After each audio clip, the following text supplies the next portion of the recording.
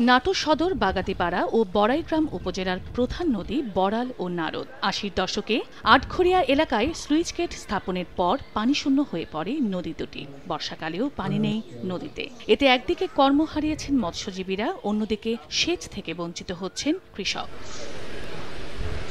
দখল ও কলকারখানার বর্জ্য ফেলার কারণে নারদ নদটি এখন ড্রেনে পরিণত হয়েছে।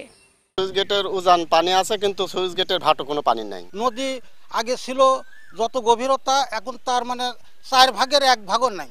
মশার উৎপাত, এই নদীর দুর্গন্ধ, এর আমরা অনেক সমস্যার মধ্যে আছি। বড়াল ও নারদের এই পরিস্থিতি দেখতে গত ১৯ মে নাটোরে আসেন বন, পরিবেশ ও পানি সম্পদ উপদেষ্টা সৈয়দা রিজওয়ানা হাসান। এরপর থেকে নদী দুটির খনন প্রক্রিয়ার কার্যক্রম দ্রুত গতিতে এগিয়ে নিচ্ছে পানি উন্নয়ন বোর্ড। এতে এই অঞ্চলের কৃষক ও মৎস্যজীবীদের দুর্ভোগ কমবে আশা স্থানীয়দের। উপদেষ্টা এসে দেখে গেছেন যে প্রক্রিয়া চলছে, যদি তাড়াতাড়ি করে, তারা সম্পূর্ণ করে, তাহলে আমাদের জন্য উপকার হবে, নাটোরবাসীর জন্য অনেক উপকার হবে। মশার উৎপাত, জঙ্গল, কইসা দিয়ে সব ভরে গেছে। আমরা আশা করছি এই নদীটা দ্রুতভাবে কাজ চলমান করুক। পরিদর্শন শেষে উনি কিছু নির্দেশনা দিয়েছেন, সেই নির্দেশনা মোতাবেক আমরা কাজ করছি।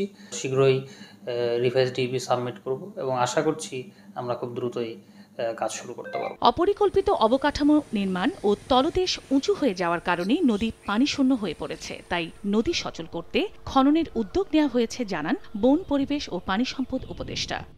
কোনো জায়গায় নদীর তলদেশ উঁচু হয়ে গেছে, সেখানে আপনি খনন না করলে, শুধু যদি আপনি অবকাঠামোগুলো সরিয়ে দেন, তাহলে কোনো লাভ হবে না। পানি উন্নয়ন বোর্ডকে যেটা বলা হয়েছে সেটা হচ্ছে অতি দ্রুত, আমি হয়তো তাদেরকে ঈদ পর্যন্ত সময় দেব, একটা পরিকল্পনা তাদের করাই আছে যে 4 ঘাটের গেটটার এবং এটার গেটটা যদি আমরা তুলে দিয়ে রাখি, তাহলে কতটুকুন খনন লাগবে, প্রথম দফায় কতটুকুন খনন আমাদের সাধ্যে কুলায়, ওটা আমরা করে যেতে পারি কিনা, আর দ্বিতীয় দফার প্রকল্পটা আমরা অনুমোদন করে দিয়ে যেতে পারি কিনা, এটাই হচ্ছে আমাদের আপাতত পরিকল্পনা। বড়াল ও নারদ খননের জন্য ৫২৮ কোটি টাকার প্রকল্প প্রস্তাবনা দিয়েছে পানি উন্নয়ন বোর্ড। সময় সংবাদ, নাটোর।